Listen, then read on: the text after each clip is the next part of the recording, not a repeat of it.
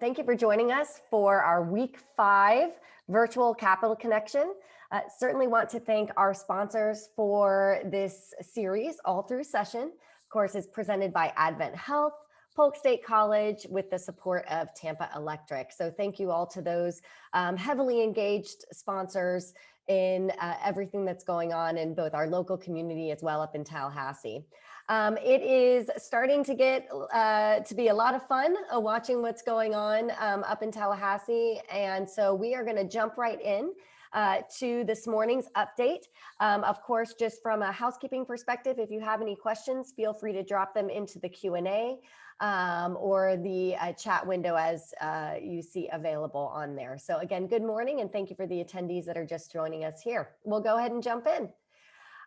Today's agenda will look at what happened last week and what's coming up this week as we are in week number 5.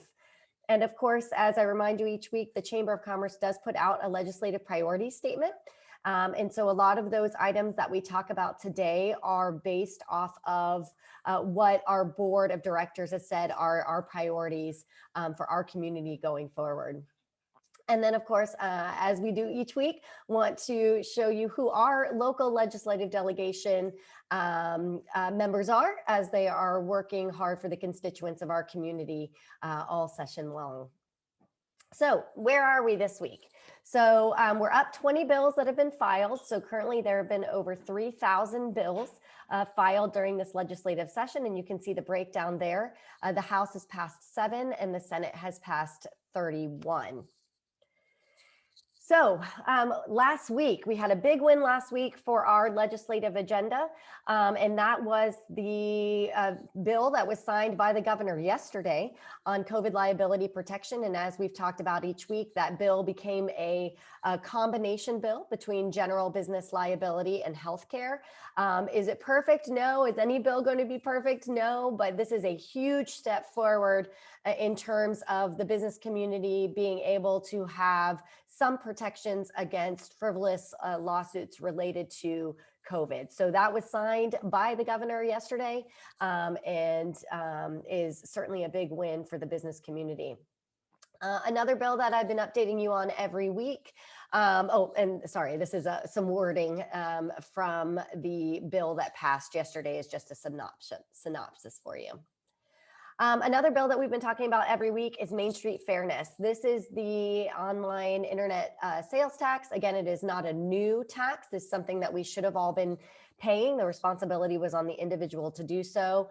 And so, as I mentioned to you over the past couple weeks, there was a compromise that was in place. And so to basically allow the revenue that would be collected through this online sales tax actual collections to be put forward to the unemployment, the potential of a tax increase on businesses. And so it has passed the Senate and then it is favorable out of the Commerce Committee on the House side and next to the House floor. So that is making good headway. If we see that one start to get stuck, there's some people that want to say it's a new tax, which it's not, but we certainly want to keep an eye on that to make sure that this one can make it across the finish line.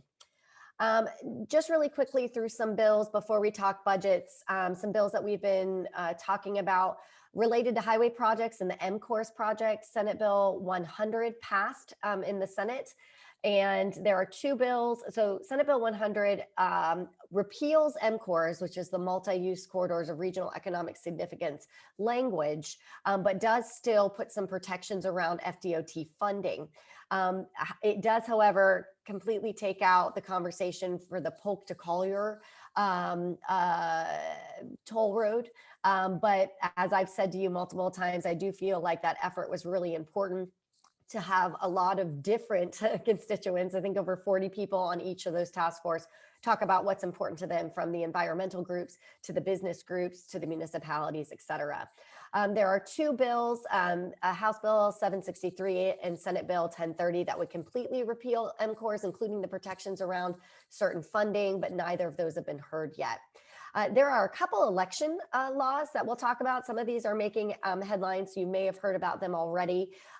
There is a bill right now with the percentage of electoral votes required to approve an amendment or a revision to the state constitution. That would increase the threshold to 66%. On the Senate side, it's favorable and now in rules. And then on the House bill side, it has been passed through committees favorable from the Public Integrity Committee, which was held yesterday, and now it will go to the Judiciary on the House side. And of course, I highlight these election bills, not just because it was a lot of talking points out of the last election, but these are things that impact us all going forward. So it's important for us to understand what's going on with how we vote, how amendments are put on the Constitution. There's been a huge debate over the years that we've had, 13, 14 amendments on our ballot, and how those get on the ballot, and then how they're voted for, and then the long-term impacts of those going forward. So this is certainly very important to our state. And then I've mentioned to you week over week about the cottage food industry, and that's favorable out of the Senate Commerce Committee on Tourism, now to rules, and then referred to the House calendar on the House side. So that is essentially would increase the amount of revenue a cottage industry business could have to still be considered cottage food industry. Other things that we're watching specific to the the Polk County Public Schools agenda is a measurement reporting, which has to do when VAM scores are reported. That is making its way favorably through the House. And then you see some of the other bills listed here that I've been mentioning to you each week. For those on the call that are in economic development, the QTI incentive program, essentially, that sunset last year, it's favorable out of the Senate at this point. Now in appropriations, has not been voted on by the Senate yet. And then how it's not really getting the same movement on the House side. So I'm watching that and seeing how that might come to fruition if it does at all. Beverage laws has to do with something that many of us became accustomed to, which is takeout beverages through the pandemic. Favorable from the rules on the Senate calendar at this point, and then House Bill 329 was referred to the House calendar during their meeting this week. Florida tourism marketing. This may end up being a call to action that you see come forward. Essentially in the governor's budget, he has requested 50 million be put towards the Visit Florida, and there's not a whole lot of pushback on that from the House and the Senate, but there is an effort to kind of codify Visit Florida's existence. They'll still have to obviously have discussions about what their budget is every year, but at this point, they basically are having to be reauthorized. So trying to get some sort of agreement that, yes, Visit Florida is good for our state, marketing our state for tourism is necessary, being that our state income is so heavily reliant upon tourism. And then, of course, many of you are aware the governor, out of the American Rescue Plan funding, or the federal funding, is proposing an additional 50 million. Unclear exactly how that would be allocated, as to whether that would be pushed down through grant programs or what that could look like, but more details to come on that. And then Polk State College, I had mentioned this as well in terms of their enhanced college security, but I'm going to talk a little bit more about Polk State in a second. So budgets. Last week, both the House and the Senate ended up putting their budgets out. Of course, they're different. And I'm going to get into a little bit of this, but, and I see my slides got a little order, so I apologize. I'm fumbling on that one. But on the House budget, Polk State has the potential of a $3.2 to $3.5 million cut in their operational budget. I was diving into those numbers a little bit this morning. And it looks like, and I was in conversations with Polk State to verify, but it looks like on the Senate side, and a major thank you certainly to Senator Kelly Stargel for really trying to protect as much of Polk State funding and that appropriations as we can. It's about a $500,000 cut on the Senate side. And the Senate side does include PICO funding for Building 4, which has been on the Polk State agenda, 2.2 million for enhanced security, additional funding for the 2+2 initiative. And then again, as I said, in the general fund, about 198,000 for the workforce alignment initiative. And then their operating fund. So a pretty good budget on the Senate side for Polk State. The House side is a little more concerning, but of course it's very early. They just put the budgets out. This is all part of the process, but we want to be optimistic and hopeful, but we obviously have to be vigilant on that as well. When it comes to Polk State funding, we know how much of an economic driver Polk State is to the community and the opportunities that it gives all of Polk County, but certainly those in Northeast Polk as well. So we're watching that very closely. Overall budget discussions on the Senate side, the current budget for the Senate is 95 billion, leaving 5 billion in reserves. The Senate budget does not include the 10 billion in non-recurring federal pandemic. I do see that Chad Davis is on the call today. So Chad, if you want me to elevate you to panelist, I'd be more than happy to, since this is certainly, sure, he says. Thank you, Chad. Certainly something that is important. And of course, we are so fortunate to have Senator Stargel as the appropriations chair on the Senate side. So Chad, I'm actually, instead of me fumbling through on the budget side, I'm actually going to pitch it to you. I know that your office has been working on this, and so you have partners in your office that are specifically working on this. But if you want to say anything about the Senate side budget, it would be greatly appreciated. Morning. Hi, good morning. Am I on? You are on. Great, great. Actually, I'm probably not the best person in our office to talk about this because I handle more policy than budget, but you are correct. The Senate side did not include the federal non-recurring funds that we'll be able to play around with. And also what's missing, we normally would have at this time, is a budget estimating conference, which will be coming up here, I think, just in a couple of weeks. So there will be a little extra money. It is very interesting now to see what's out there. The Senate budget, I believe, is around 95 billion, and the House is around 97, and the governor's came around 96.6. So in my time doing this, I've not seen the Senate come under the House before. So that's kind of interesting to see. But then again, we also haven't included that extra funding that we'll start looking at.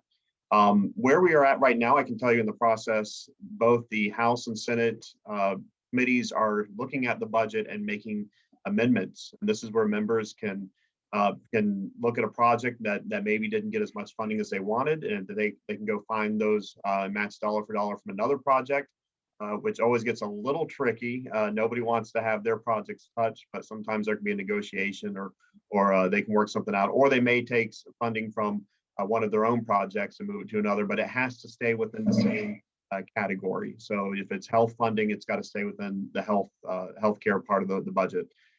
So that's taking place this week. We have our marathon appropriations meeting, which will take, I think, tomorrow and Thursday, really long budget meeting, but that's where they'll be talking about all these amendments.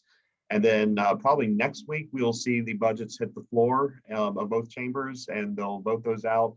And then we will go into the conferencing process after that. So that's about where we're at. We were very excited. I do have a list of some of the things that we got funded. You already touched on Polk State, which is great. The other one that's interesting to Winter Haven is the North Ridge Trail, which is up in northeast Polk County. It's a road that'll go just north of I-4, but it provides an alternative to 27 for folks getting around there, help alleviate some of the traffic on 27. In the House, Representative Kilbrew had put in for about $4.7 million, and that is in the House budget. And then here in the Senate, Senator Albright actually sponsored that because that was his committee where he was able to see that. And then Senator Stargel, of course, helped him out there and supporting it with $9.5 million. So that includes both phase 1 and phase 2 of that project. So that's a good one. We've also, let's see, some of the things haven't hit yet. As far as the House and Polk State, I'm not sure if their PICO list had come out yet. That could be why. It might be showing a little bit less. We're watching that. I know Rachel in our office is looking at all of that. Yeah, it looked like they did have the enhanced security, but you're right, the building floor was not, that I Right. could find. It's a very big budget, but I could not find the building floor on the House budget side list. So you're correct, that would be the Pico side. Yeah, that and again, this is outside of my purview because I mostly do policy. But overall, we're pretty pleased with it, and we just have more to work with. If you'd asked me beginning of session if this is where we'd be, I would have not believed it. I think we're going to be okay compared to what we were expecting. Especially a year ago when we were starting to deal with the pandemic. Yeah, in the press release from the Senate side, it actually outlines the changes in the estimates over the time. So from where we were in August to where we are today, which is estimating about 1.4 billion less than pre-pandemic estimates of where we would be. So all things being told, that's not terrible in No. comparison to what it could be, and certainly has a lot to do with how the state handled in terms of allowing businesses to reopen and things of that nature. So all told, that's not too bad when it comes to that. And a couple of things that Senator Stargell did point out in the press release as well is the investment in the child welfare system. And then obviously funding for Medicaid, which of course any of those hands up, those social service programs have been so greatly needed as more people have had to use them through a loss of employment and things of that nature over the past year. But also, interestingly enough, the state requesting a $13 an hour minimum wage for the state employees and I think contractors as well, which is actually 2 years or 3 years ahead of what would be mandated through the amendment that people voted on this last time. So some interesting highlights that Senator Stargell called out in terms of the budget. That's correct. And also, you mentioned the wafer bill. Something that the Senate had made some changes there, and it's creating a little bit of debate is how those funds will initially be used, and that's to replenish the unemployment trust fund, Right. which would provide some relief on businesses when it comes to the unemployment tax. So that the Senate feels like that's a good use of those funds to try to help out the businesses. Otherwise, that would have to possibly raise their unemployment taxes to replenish that trust fund. And then we're also in the Senate regarding unemployment, we're looking at increasing the unemployment payments from $275 to $375 per week. And that'll be the first time we've done that in, I think, a couple decades. So there is some discussion on trying to help fix the unemployment system now that we've seen what can happen when it's put under a lot of strain. Yeah, I think resiliency of systems is a theme. You don't really know how the system will break until you have a 100-year event like what we've experienced over the last year. And so from a technology perspective, a cybersecurity perspective, but even like you said, bolstering what those funds would be, looking at things that hadn't been looked at in a very long time. Obviously, for most people, this was not even an imaginable thing that this would happen. So, so pivoting on that, and I think really planning ahead is important when it comes to that. So, Chad, I'm gonna actually keep you up as panelist as I go through the rest of this, if that's okay. Yeah, sure. And that way, if there's any particular questions, I don't have to elevate you again. So, so you're my co-host today, Chad. So thank you for that. So on the House side, as Chad mentioned, they did include about 4.4 billion of the non-recurring American Rescue Plan funding that came in. So there's a little bit of the difference in the budgets that came from that.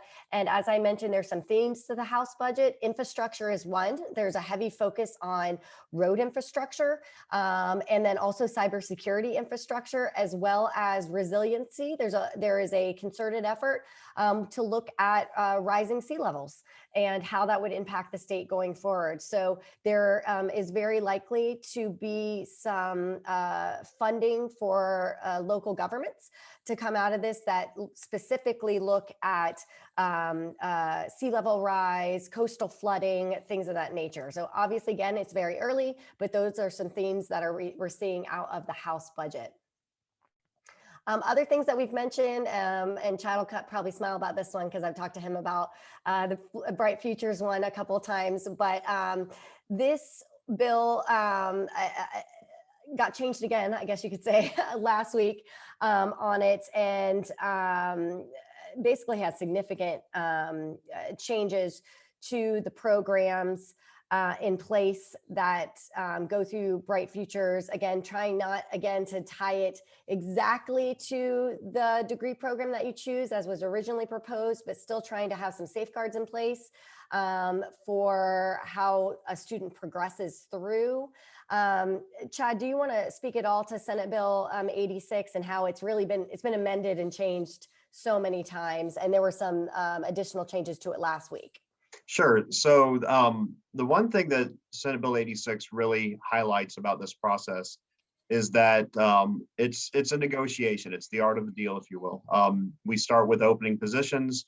Those are usually a bit, further than you might expect. And then there's the conversation that goes on as we move through the process. And early on in session, we heard from both the Speaker and the Senate President discuss some of their concerns about Bright Futures. There is an issue that we are having to spend general revenue funds on Bright Futures, not just coming out of the lottery funds that like most people believe, but we're having to subsidize some of that, and that can become a real problem when we have what could be poor budget years like we're having this year. So there was some concern there about how do we want to get the best bang for our buck. And some of the ideas that were thrown out there publicly included tying down Bright Futures to the degree programs. There are a lot of creative ideas being thrown out there. I think what was initially published in the bill that got filed was just where they landed at that point in the conversation, with the idea that we were going to take public input, which we have taken a lot of public input, as you can imagine. But ultimately, the goal is to try to make sure that that money is going where it's going to be used the most. I don't think that we're trying to target, or the Senate sponsor on that bill was trying to target individual students and their choices. It was more along the lines of making sure that when the students come out of college with a degree, that there are no regrets, and they're prepared for their future, especially career-wise. So now we're starting to see, instead of focusing on the degree programs, they're looking at other ideas, such as a career readiness component to their degree, where they will have those conversations, where they can still make their choices, but have a conversation about, what student loan debt can mean, what degrees. Look, when I went to college, I was told it doesn't matter what degree you get, as long as you have a college degree, you are employable, you'll be fine.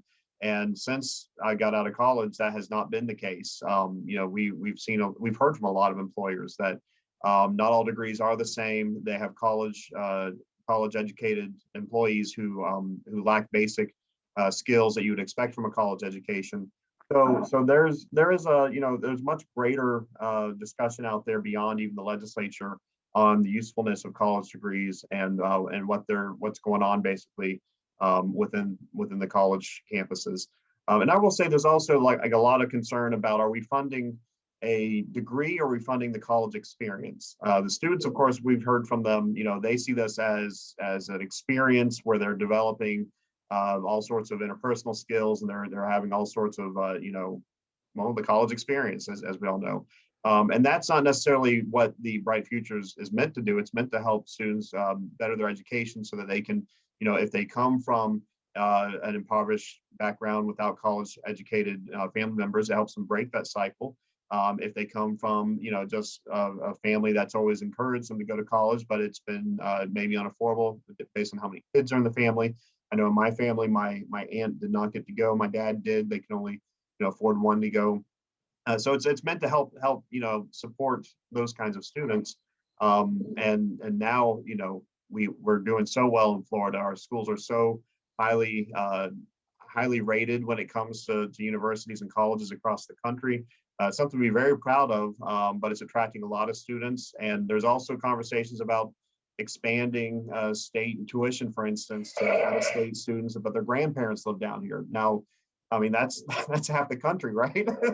Well, I read that article this morning, Chad, and I have to say, I was a little taken aback, honestly, on it a little bit because, and what we're talking about is the same, it was actually the same sponsor, I believe. Senator Baxley, yeah. Senator Baxley is proposing a bill that I believe it was amended by Joe Gruters, I Mhm. believe.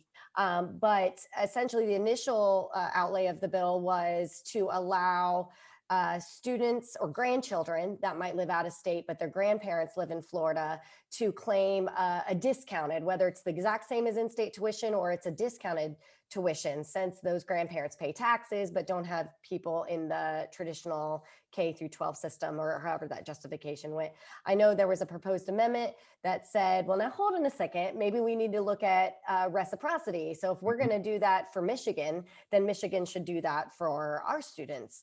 And so, but then you couple that, you have to look at it all collective, and then you couple that with the Bright Futures debate. And it's like, so we're going to start putting the nail on the in-state students. But, so it's an interesting debate. And again, these are things that the conversation on that probably will get started this session. It may or may not go anywhere this session, but it's kind of an interesting thing to look at when it comes to I think it underscores a greater conversation that this is not going to go away. How student scholarships are funded, how the university system, the focus on workforce certifications and bolstering those workforce readiness programs. I mean, this is all a preview for future conversations to come. Wouldn't you agree? Yes, and let's also not forget the number of high school graduates who are entering college with college credits already. Right. That is something that we've been working very hard towards, those kinds of programs, and in Polk County, I think, does it about as well as anyone in the state. We've been kind of a leader in that regards. And so now you have students who maybe go into college with a year and a half or even 2 years, maybe even their AA degree, and they're on Bright Futures that we can either fund them for 4 years and give them an extra 2 years worth of credits, or we can look at counting those credits, because those were also paid for through dual enrollment with tax dollars. So they've already kind of received the benefit from the public funding for those college credits. So yeah, it is a very large discussion going on. Where we are in the process, we only have this week, I believe, in the Senate is the last week of our substantive committees, which would be the policy committees. Bills usually have 3 committee references, the first one being the substantive committee, the second one usually being an appropriation subcommittee, the third being either appropriations or the rules committee. So what that means is if a bill has not been heard this week in its substantive committee, then in the Senate at least, then the chances are it is dead. It won't be moving any further than that. That doesn't mean, I mean, we're Easter Sunday is coming up. We have seen resurrections when it comes to bills, that we thought were dead, all of a sudden taking life. But for the most part, if there is something you've been looking at and it just hasn't had a committee hearing by this week, then most likely it's not going to come back up. Some of these more controversial things where you maybe have seen it move in the Senate but not in the House, or vice versa, those, if there is a lot of support from leadership and from the governor, they may still be able to make it through the process. There are certainly ways to do that, that the process allows for. But for the most part, if a bill hasn't moved yet and it's important to you, and you see that it hasn't been heard in the House or the Senate in its first committee, then you'll just have to regroup and try again next year. Yeah. So speaking of that, entertainment industry stuff hasn't moved at all. So film incentives and that sort of thing haven't moved at all. We have seen movement in the craft distilleries.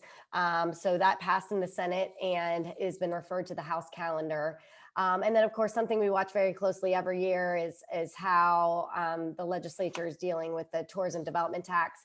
And things of that nature. And so HB 1429 would authorize TDT revenue to be used for finance flood mitigation, which probably goes back to the resiliency question and that sort of thing, and looking at different funding mechanisms for that. But interestingly enough, it would require referendums on these taxes, which at this point, they don't necessarily have to go back to that in terms of local referendum and things of that nature. So we're watching that. As of last week, the Senate bill had not been heard, but it is on the agenda for community affairs this week. So we'll watch that and see where that goes going forward. And as I mentioned, there are some changes to election law. I mentioned to you last week about the bills related to drop boxes, and there are a couple different versions. One's requiring enhanced security, one to say no drop boxes.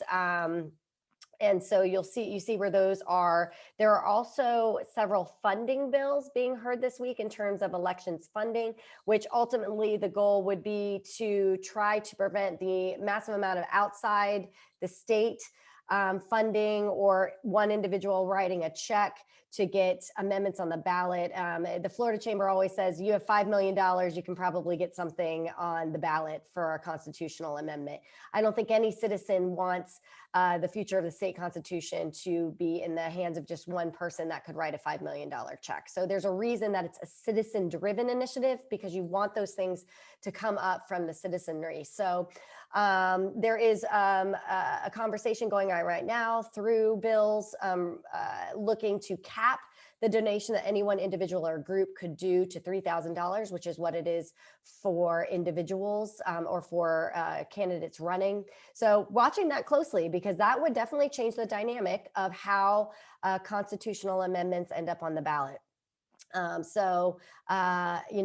Certainly a conversation that needs to be had because we have had multiple elections here with 10, 11, 12, 13 proposed constitutional amendments to the ballot.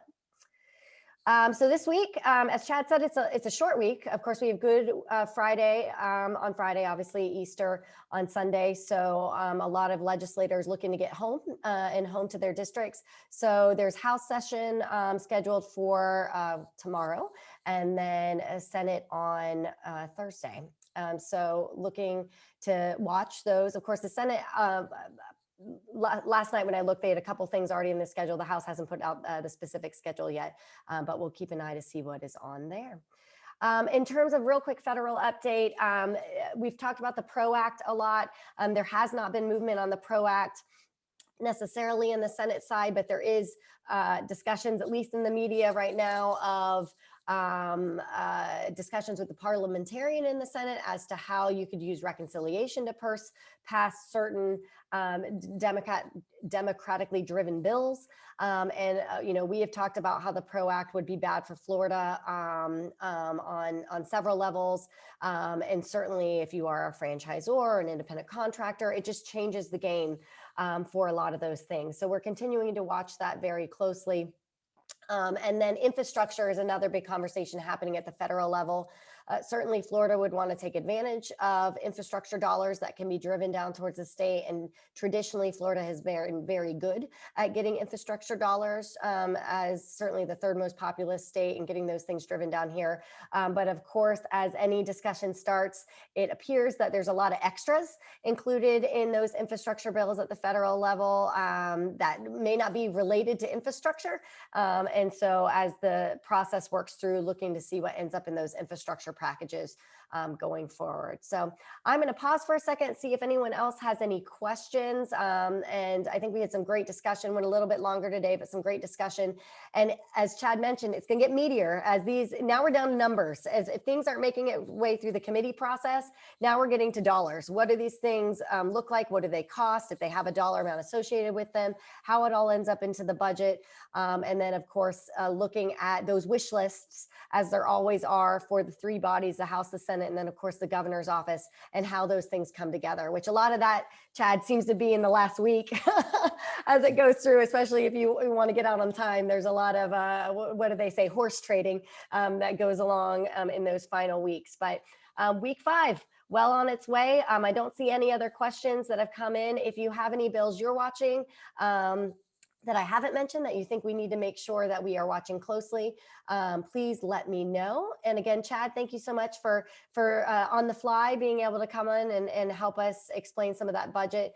And as I said, we are so fortunate to have Senator Stargell as that appropriations chair on the Senate side to really watch a lot of those individual funding bills that go through. So Chad, thanks so much again. I appreciate it. Thank you everyone for being on the call today.